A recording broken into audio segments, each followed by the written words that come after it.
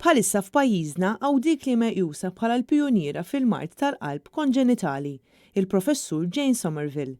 Somerville għamlet ħafna kisbiet matul il-karriera tagħha bħala kardjologu ewlieni fid-dinja. Kienet waħda mill-ewwel ispeċjalizzat fil-kundizzjoni tal-mard tal-qalb konġenitali.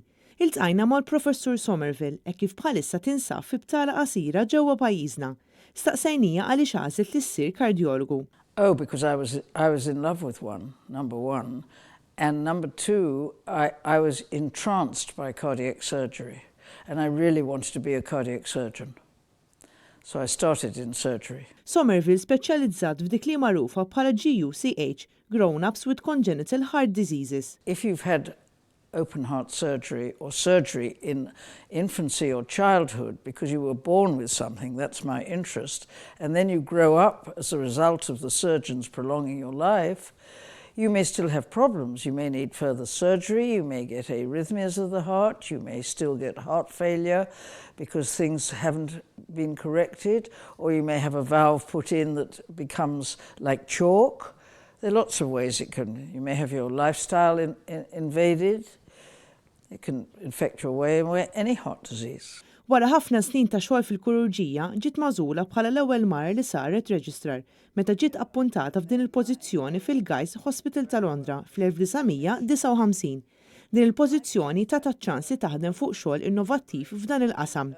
Somerville kellmitna dwar l-esperjenza tagħha meta lura fl-1968 hija kienet magħżula bħala kardjologu fl-ewwel trappjant tal-qalb. What an experience. It was like one long incident of MASH. One rushed around serving the surgeons. It was a very exciting moment, and the whole thing, it was like a tsunami of interest coming at us. We really didn't know what was going to happen next. We didn't know what was going to happen to the patient, and one learned all the time. It was very, very exciting. Illum 8 minn kull 10 titrabi li jiġu diagnostikati b'mard konġenitali tal-qalb jibqgħu ħajjin u jistgħu jgħixu tul ta' ħajja normali, iżda x-xogħol ma jaqafx hawn. As far as that is concerned, finish with that, but what has got to go on is knowing what happens to these patients. So they must be carefully looked after, as they are now in Malta, because you have an excellent service.